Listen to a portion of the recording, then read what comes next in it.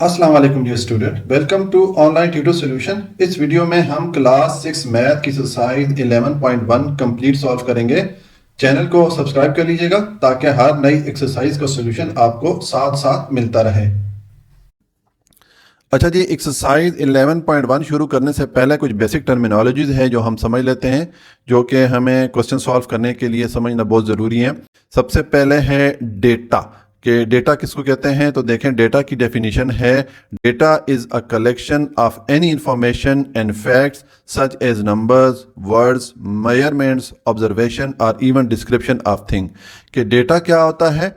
Data किसी भी चीज़ के बारे में इंफॉर्मेशन हो सकती हैं, कोई फैक्ट्स हो सकते हैं, जैसे कि कुछ नंबर्स हो सकते हैं, कोई वर्ड्स हो सकते हैं, या मेजरमेंट या कुछ पैमाइश का डेटा हो सकता है, ठीक है, या ऑब्जर्वेशन कुछ मुशाहिदात हो सकती हैं किसी चीज़ के बारे में, ठीक है, या इसी तरह किसी चीज़ के बारे में डिटेल हो सकती है, डिस्क्रिप्शन ऑफ थिंग हो सकती है, ठीक है। अब डेटा का फ़ायदा क्या होता है? न्यूमेरिकल डेटा और information is very valuable because it helps us to understand the changes which take place in our daily life. जो डेटा है इसका हमारी डेली लाइफ में बहुत इंपॉर्टेंट रोल होता है, क्योंकि अगर हमारे पास किसी भी चीज़ के बारे में डेटा हो, इंफॉर्मेशन हो, तो हम उसके बारे में प्रॉपर डिसाइड कर सकते हैं, ठीक है। अब यहाँ पर एग्जांपल दी गई है कि फॉर एग्जांपल न्यूमेरिकल डेटा और information about temperature helps us to know condition of water. कि अगर हमारे पास किसी पानी के टेम्परेचर का डेटा हो तो हमें उससे अंदाज़ा हो सकता है कि ये पानी बहुत ठंडा है या गर्म है। इसी तरह आप किसी जगह ट्रेवल करना चाह रहे हैं फॉर एग्जांपल 1 वीक के लिए, तो अगर आपके पास उस 1 वीक का वेदर फोरकास्ट हो उस एरिया का, तो आप बेहतर तरीके से जो है उसके लिए अपनी प्लानिंग कर सकते हैं। या इसी तरह कोई अगर कोई बिजनेस शुरू करना चाह रहा है, उसको अगर उस बिजनेस के बारे में इंफॉर्मेशन होगी, ठीक है, तो वो अपना बिजनेस प्रॉपर तरीके से शुरू कर पाएगा, ठीक है। तो डेटा जो है इसका हमारी डेली लाइफ में बहुत ही इंपॉर्टेंट रोल है, ठीक है। तो ये तो हो गया डेटा की डेफिनेशन, ठीक है। और दूसरा इसमें इंपॉर्टेंट एक टर्मिनोलॉजी है अनग्रुप डेटा। अनग्रुप डेटा क्या होता है? The data which provides us information और data points individually is known as ungroup data. कि ऐसा डेटा जो किसी एक चीज़ या एक शख्स के बारे में कुछ इन्फॉर्मेशन अगर दे, इंडिविजुअल के बारे में अगर कोई इन्फॉर्मेशन मिले, तो वो अनग्रुप डेटा कहलाता है, ठीक है। जैसे कि ये नीचे एक टेबल दिया गया है, इसमें पाकिस्तान क्रिकेट टीम के खिलाड़ियों ने जो मुख्तलिफ स्कोर बनाए थे किसी खास वनडे में, वो यहाँ पर दिए गए हैं, ठीक है। तो ये एक खिलाड़ी का हमें यहाँ पर डिटेल मिल रही है कि सरफराज ने 19 रन बनाए, उमर ने 25 रन बनाए, हफीज़ ने 15 रन बनाए, इसी तरह ये मुख्तलिफ इन्होंने स्कोर्स किए, ठीक है। तो ये एक खिलाड़ी के बारे में हमें इंफॉर्मेशन मिल रही है। तो जब डेटा किसी एक इंडिविजुअल चीज़ के बारे में अगर हमें डेटा इंफॉर्मेशन मिले तो वो अनग्रुप डेटा कहलाता है, ठीक है। और नेक्स्ट इसमें है group data. The data which is given in interval और groups provide us information about the data, ठीक है।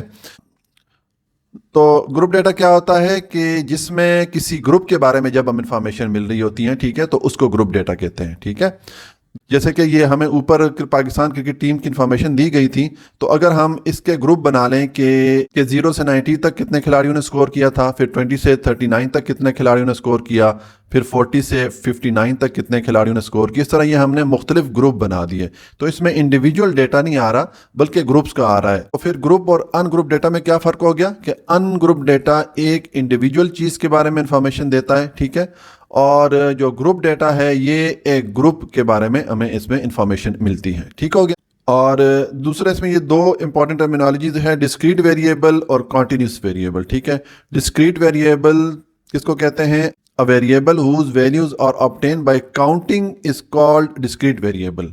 डिस्क्रीट वेरिएबल उस वेरिएबल को बोलेंगे जिसमें कि इंफॉर्मेशन जो है वो काउंट करके कलेक्ट की जाए, ठीक है। जैसे कि ये इसकी एग्जांपल है ब्लू मार्बल इन जार, के ये जो जार है इसमें ब्लू मार्बल कितने पड़े हुए हैं, तो वो हमें इनको काउंट करने से ही पता चल सकता है। Number of tails when flipping a coin, कि अगर हम कॉइन को ऊपर उछालें, ठीक है, तो कितनी बार उसकी टेल आएगा या हेड आएगा वो भी डायरेक्ट काउंट करके ही बताया जा सकता है। Number of children in family, कि एक फैमिली में कितने बच्चे हैं, तो वो भी काउंट करके ही बताया जा सकता है। तो डिस्क्रीट वेरिएबल कौन से होते हैं? ऐसे वेरिएबल जिनमें डेटा जो है वो काउंट करके कलेक्ट किया जाए, उसको डिस्क्रीट वेरिएबल कहेंगे। और कॉन्टिन्यूस वेरिएबल कौन सा हो जाएगा?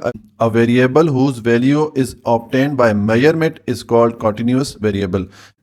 कि जब कोई डेटा मेजर करके कलेक्ट किया जाए, ठीक है, तो उसको कॉन्टिन्यूस वेरिएबल बोलेंगे, ठीक है।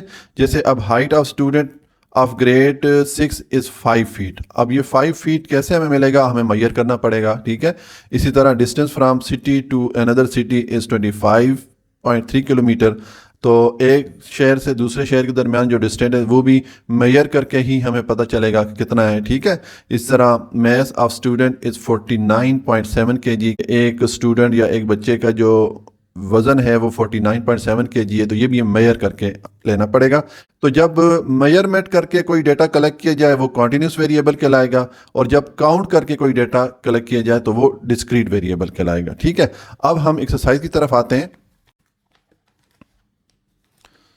तो देखें, अब ये एक्सरसाइज 11.1 है। इसमें पहला क्वेश्चन है define the following data, ungroup data और ग्रुप डेटा। तो ये अभी हमने इसको देखा है, ठीक है। तो ये जो डेटा की डेफिनेशन है ये पेज 159 पे है, ठीक है। ये इसकी डेफिनेशन है। ये जो इसकी 2 लाइन है आपने बस ये इसकी डेफिनेशन में लिखनी है, अभी हमने इसको डिटेल से पढ़ा है, ठीक है। उसके बाद अनग्रुप डेटा और ग्रुप डेटा है, इन दोनों की डेफिनेशन पेज 160 पे है, ठीक है।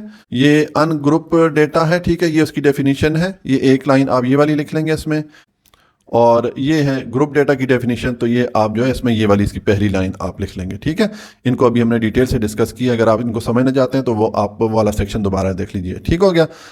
अब क्वेश्चन नंबर 2 है observe the following table and identify age group और अनग्रुप फ्रीक्वेंसी टेबल, ठीक है। ये नीचे हमें टेबल दिए गए हैं, ठीक है। तो इसमें हमने देखना है कि जो डेटा दिया गया है क्या वो ग्रुप डेटा है या अनग्रुप डेटा है, ठीक है। तो अभी हमने पिछले सेक्शन में इसकी डेफिनेशन देखी है, ठीक है। तो देखें, अब ये टेबल 1 है, ठीक है। तो इसमें है the table shows the ages of student, ठीक है, कि ये जो टेबल है इसमें हमें स्टूडेंट की जो एजेस हैं उसके बारे में डेटा मिल रहा है, ठीक है। तो ये चूंकि इंडिविजुअल स्टूडेंट्स के बारे में डेटा मिल रहा है इसलिए ये अनग्रुप डेटा हो जाएगा, ठीक है। तो इस टेबल के नीचे हम लिख लेते हैं कि ये अनग्रुप डेटा है। मैं लिखूंगा अनग्रुप डेटा, ठीक है। ये अनग्रुप डेटा हो गया। उसके बाद टेबल 2 है, इसमें the table shows the obtained marks of grade 6 student. अब ये जो टेबल है इसमें देखें ग्रुप्स बना दिए गए हैं कि 1 से 20 तक कितने स्टूडेंट ने मार्क्स स्कोर किए, 5 ने। फिर 21 से 40 तक कितने स्टूडेंट के मार्क्स आए, 10 स्टूडेंट्स के। यहाँ पर चूंकि ग्रुप्स बना दिए गए हैं तो ये फिर ग्रुप डेटा हो जाएगा, ठीक है। तो इस टेबल के नीचे हम लिख लेंगे ग्रुप डेटा, ठीक हो गया। ये ग्रुप डेटा हो गया। उसके बाद नंबर 3 है the below table show the sales record of toys in a toy shop, ठीक है। ये एक टॉय शॉप का रिकॉर्ड है। इसमें जो हमें इंफॉर्मेशन दी गई है कि प्राइस 1 रुपीज़ से लेके 100 के दरमियान कितने टॉयज सेल हुए, 40 टॉयज सेल हुए, ठीक है।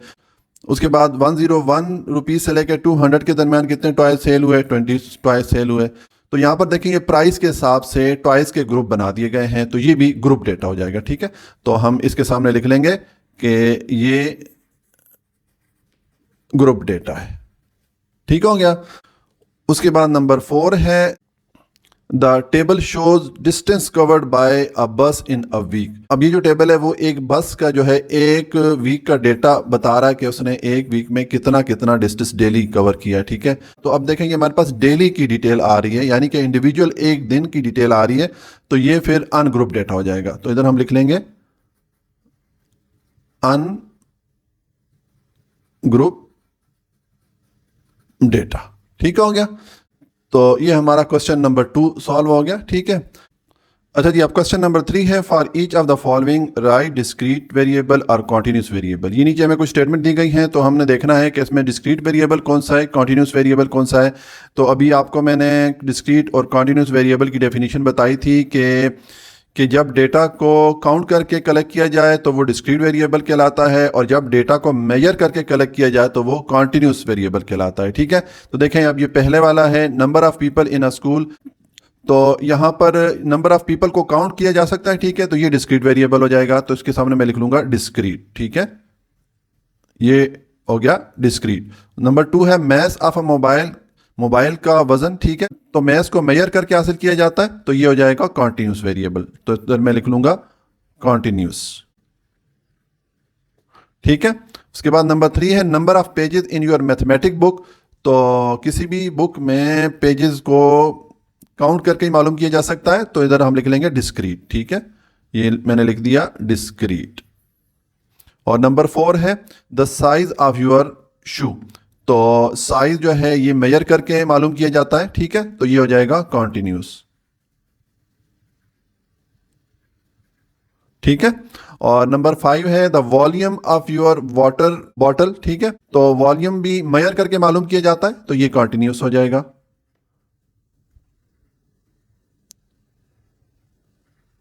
ठीक हो गया।